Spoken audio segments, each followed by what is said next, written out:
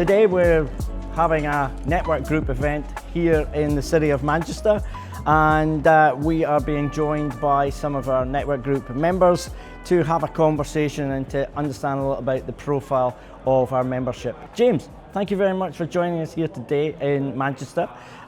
Beautiful hotel. We're here in the Kimpton Clock Tower. That's right. If I get that right to myself. So, James, really fascinated to hear a little bit about you. So could you introduce yourself to the audience and tell us your name, your role, your business, and roughly where you are? Just give me an elevator pitch. Yeah, absolutely. My name's James Reed. I'm the Chief Technical Officer of Morse Networks Limited. We are a newly renamed business. We were iTeam Solutions Limited for 20 years. And having changed our name, we're on an upward growth curve. I've been Technical Director of iTeam for 20 years and now moved into the role of CTO for Morse Networks Limited. My backstory is that I've only had 2 jobs prior to starting my business.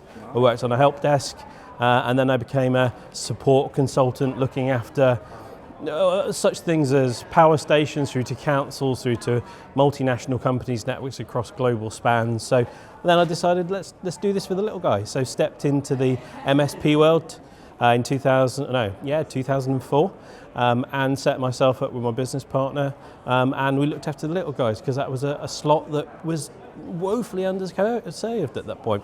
I think we were a managed service provider, an MSP, from the get-go. We didn't know that because nobody coined the term as an MSP. So here I am, many years later, much more older, a little bit wiser I think, and finding I'm still enjoying the whole cut and thrust of the business. So what drove you to come away from that enterprise or that larger organisation to come and serve the smaller people, the smaller businesses? So what was that? It was really easy to decide to move into the looking after smaller business place. Reason? Because we felt that they were underserved. The company that we worked for, and I say we, my business partner and I worked for previously, they had a number of smaller clients but also had these big clients. And we always felt that we were underserving the little clients, and the two of us got to talking, as you do, and realised that there was a niche there to be served. So was this a moral thing? Was this something that you said, I want to go and serve these little people, or did you feel that your skill sets were maybe better suited to serve this marketplace? I think it was actually a moral but also a comfort thing, because in the smaller clients, you were always made to feel more welcome. You always made to feel more impactful. So that empowerment was brilliant, a real confidence boost for a young man that had just stepped into his first consultancy. May I ask at what stage in your life were you? Were family on the way there, or were you? So here's the thing. The story of the inception of the business. Yes. My wife had a car accident. Super. So we were living with my in-laws. My daughter was only 8 months old. So I was starting a business. I was living with my in-laws, who are wonderful people. And your wife's just had a car accident? My wife's just had a car accident, is immobile from hip to ankle on one of her legs. We lived in a townhouse at the time with 3 sets of stairs. So there was no way we could stay at home and her manage an 8-month-old baby. And yes, so all of a sudden we had that challenge, and every day I was getting up, going to work in this brand new business that we'd given ourselves 3 months to make a success before the reserves ran out and we had to go back and get proper jobs, as we always say. And that was an exciting period of my life. Exciting and scary, I bet, at times. What was the thing that drove you at that time? Where you are, you got a wife, you're living with the in-laws, your wife's has an accident, you've got a young baby to support, you've got all this. What was some of the things that drove you, made you say, I need to survive, I need to succeed at this? Well, I think you've listed quite effectively the things that really drove me. Family is important to me. My family is my life, and all of those people that care and consider me, I want to protect and nurture and provide whatever I can for them. But then I wanted a challenge. I'd spent 7 years working for the previous business, never really felt challenged until various situations came about where I felt unsupported, and I thought, I'm not going to have a company where that happens. Do you want to take back control? I wanted to take back control. I wanted to provide a service to people that I felt comfortable with and could stand behind. I wanted to make sure that the people that we looked after, both in business and in my personal life, could rely on us and could see that what we were doing is for their best interests, on behalf of them, in a manner which was considerate to all of us around. Fantastic. Family. I'm really curious. I want to go and delve into this with people who are kind of coming, because we want to know the backstory. We want to know who you are. So could you tell me a little bit about your backstory, as in your family, and what they mean to you? Oh, wow. That's it. And by the way, we are on the clock. Yeah. So as you know, Austin, I like to talk about myself and my family because I like people to understand who I am and what I am and who they are. The background of my family is one of aspirational individuals. On both my side and my wife's side, individuals whose parents put every bit of effort into growing their ability and capability for their children to exceed. So going back to the grandparents who all came from manual labour and working class families, to our parents who moved into this hinterland of Middle England, if you like, but still maintaining those classic working class British values of hard work, effort, care, and make sure your endeavours are to the best of what you can bring. And then moving into a position where I was in a position to deliver on those aspirations for my parents, who both have sadly passed now, but saw the successes that I brought to this. And my family supporting me the whole way. I've got 2 children, my wife in a direct family, and supporting me in a way that I could never imagine. I don't know what I need is one of my challenges when I need support, but they somehow work out what it is I need. As my wife has been wanting to say, sometimes I get my sword and my shield out when all I should do is wait for somebody to put the umbrella up because it's only raining, James. Lovely. Something I want to draw attention to. Your shoes. My shoes. Your shoes. I want to know a little bit about what is it with you? You've always got these fantastically coloured shoes. I've noticed it for years. James, shoes. And I've always put. That's another one we're going to come on to in a second. But curious, where's that come from? Shoes. So. And how many pairs do you have? That'll be another question. Okay. So I'll talk about how many in a minute, and I'll do that very quickly so people don't listen really hard. The interest in shoes came actually driven from my wife and my daughter because they got a passion for Dr. Martens all those years ago. My wife will often say that she's got shoes in Dr. Martens that are older than our children, and that is the truth. My take on the Dr. Martens is always the bright colours. I love the comfort of them. I'm a very practical person when it comes to that. But then it gives me an opportunity to exhibit my peacock side, if you like, get on top of the fact that I love to stand out and I love to be there at the forefront. You're not scared to be at the forefront? Oh, absolutely not. I want to be there leading that charge. As my wife said, my sword and my shield in hand, storming the battlements and making sure that things are right for people. That's absolutely who I am. Yeah. Yeah. So you're willing to put yourself out there. You're willing to actually express that who you are. Yeah, absolutely. So how many pairs of shoes do you have? Last count of Dr. Martens shoes, I had 17, I think. 17 pairs of shoes. 17 pairs of shoes. Wow. And not a single one in the same colour. Really? Amazing. Now, we're going to go on to a question here, which I've been dying to ask you for some amount of time. You have a very curious mind.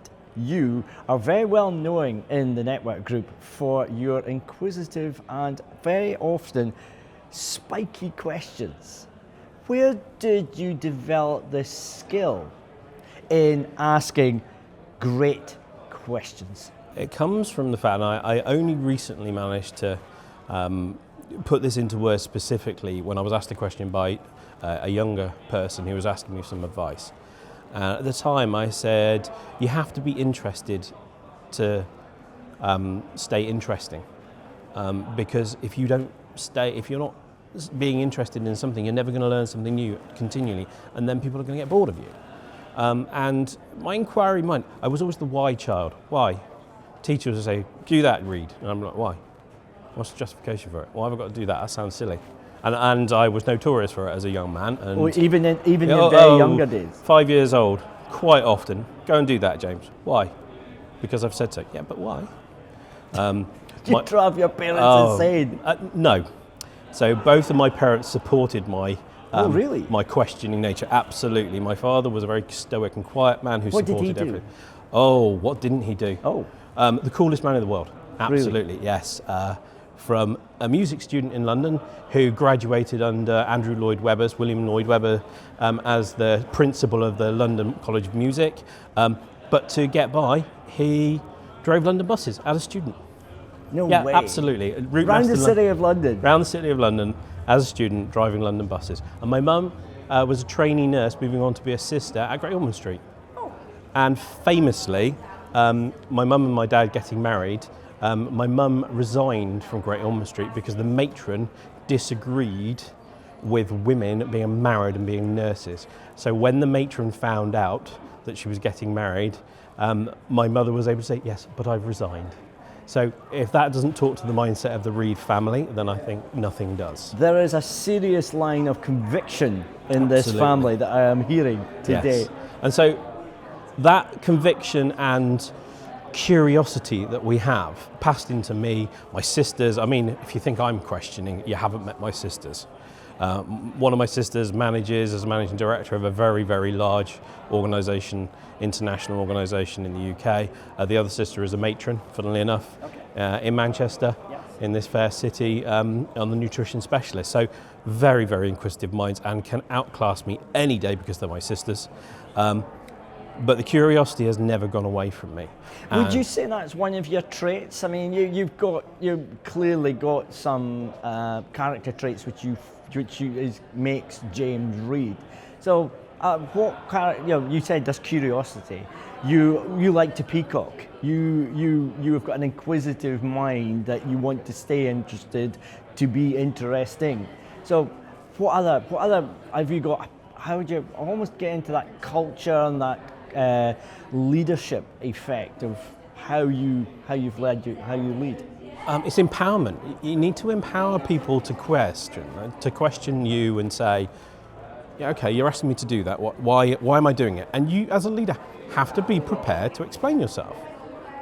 Because if you can't explain yourself, why are you asking that person to do it? Yes. You must have the ability to put emphasis on the task that you find important, and then be able to back them up.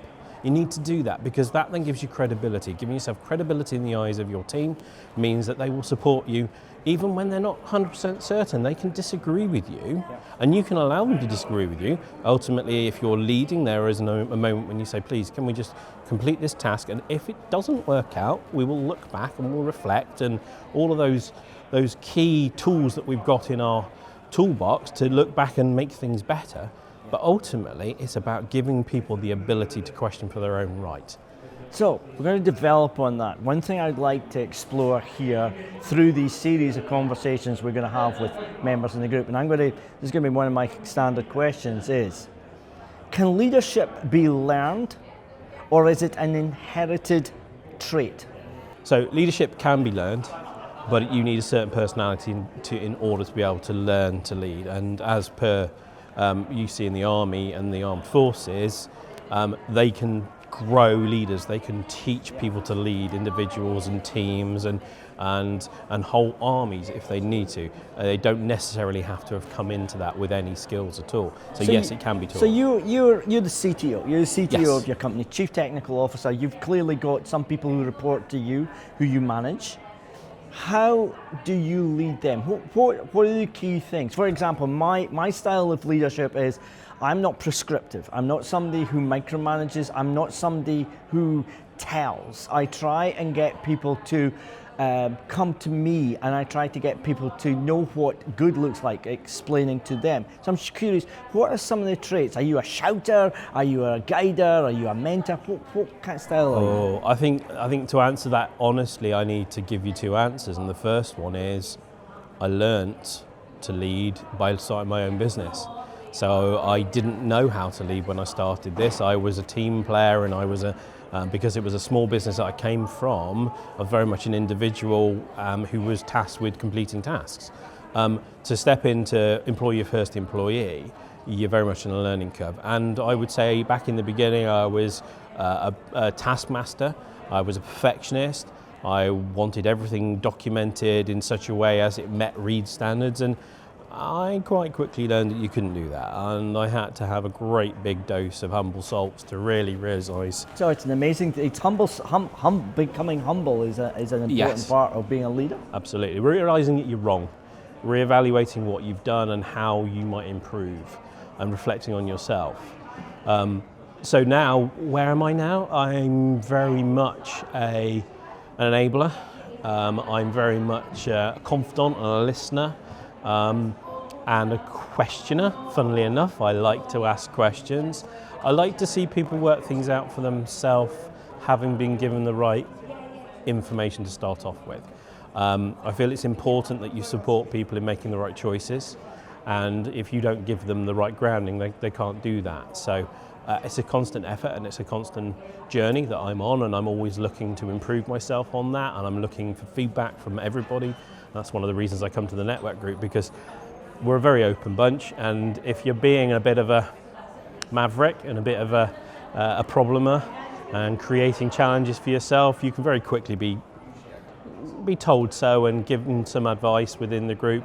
Listening to Craig from First Fix talking today with regard to his changes to his business. It's lovely to hear, because it reflects some of the things that I'm doing, but I'm also learning from him, understanding of how we can change our practice and my practice into maybe adopt some of his really key and eminent skills. And on one of that, I'm going to ask you. It's a sideways question here. Can you think of a time lately where you had to change some of your management style because you've seen that you have to make an adjustment? And what was that adjustment? Oh, that's really easy, Austen. Really easy. We've just rebranded. So for 20 years, we were iTeam Solutions Limited, and I was the technical director. And now we're Morse Networks Limited, and I'm the Chief Technical Officer. And people look at me and go, what does that mean? It means a change of mindset. I'm no longer directing operations. I'm not getting involved in the hands-on nature of it. My role is as a strategist, as a true leader, as somebody that is positioning the company for the things that we are going to do. And that has been a big culture shift for me. It's been a big culture shift. And actually, for instance, I was a religious, making sure I was in the office for all hours God sends, and making sure that I appeared when I needed to, and I was always there for everybody. And now I realise that I don't have to be in the office every day. I can be as effective remotely in short bursts as I can be being in the office. And in fact, being remote sometimes and then coming in and spending time, it's a better approach. And it's taken me to get to 51 years old to realise that, as I am quite happy to admit that it's a journey that I want to carry on. Fantastic. I've got one final question before we go up to our roundup and our wrap up. We're here, and I love to hear about stories about people's businesses, and I'm really curious to see where companies have developed culture into their business. I'm curious to find, what's your experience in your company in developing team culture, and what has worked and what may have not worked? Team culture. Team culture. Oh, things that don't work is when you try too hard. Trying too hard always manages to bite you in the backside. What you need to do is be sympathetic to the people that you have in your team, understand what they want as well as yourself, understand the synergies between your team members and your company ethos, making sure that you're listening. And again, Craig from First Fix today doing a session on exactly this concept, and mirroring some of the things that he was talking about don't be the dick. That's just an underlying thing. I mean, apologies for the slight use of terminology. No, I think it's a brilliant phrase. Don't be the dick. Yeah, because what do you want? If somebody comes up to you and asks you a question, how do you want to be responded to? What do you want to do? Yeah. How does that make you feel? If I was to answer your question in that way, how would it make you feel? And that's one of the things I try and get across to some of the younger members of the team, particularly who don't have as experience of dealing with challenging issues on maybe a help desk ticket. We go back to the mentality of a help desk caller. Yeah. Number one, they're in trouble. They're absolutely in trouble and they need your help. So how do people in trouble deal with situations? Well, you've got fight or flight. Yes. And if fight you understand... or flight. Yeah. And if you understand that, then it's really easy that you've got to diffuse that situation and you've got to understand that. And that's part of the culture of the company is not getting het up, not getting wound up by things, allowing you to see clearly without the red mist descending. I'm not perfect at it, I'm absolutely not. It's a constant battle. As I said, I rush into things with a sword and the shield when all I need is an umbrella. And that is something my wife has very recently said to me, and I think it holds true for many, many a thing, for not just me, I suspect. That's perfect. I love the idea of the umbrella. I think that is such a great analogy to actually look at that and think, I don't need to rush in, it's only raining, take out the brolly, you'll be fine. James, thank you very, very much for joining me today and our initial guide to delivering podcasts at Network Group. What I'd like to do is offer the viewers here today and viewing this podcast, how could they get in contact with you and how could they make touch, and actually if they want to ask you some questions or feedback, so how could we get in touch? Well, absolutely. So I'm likely to be tagged in on any posts on social media, so please tag me into those. My name's James Reed. You can catch me on jreed, that's REED, at morsenetworks.co.uk. And feel free, I won't give up my mobile number on here, but feel free to find the Morse Networks telephone number. Are you on LinkedIn? I am on LinkedIn, so link up with me there. Excellent, so we could get in contact with you. Absolutely. James, it's been an absolute joy and Austen, pleasure. Thank you very much for joining us today. No problem at all. I think I've found out an awful lot more than I didn't know before. So, thanks to everybody out there who's watching this. This is James Reed, he's left all his details. We'll be delighted to see him today. This is going to be a series of these member profiles we're going to do at the Network Group. Thank you very much for joining us. Really enjoyed having this session today with James. Have a great day and we'll see you soon.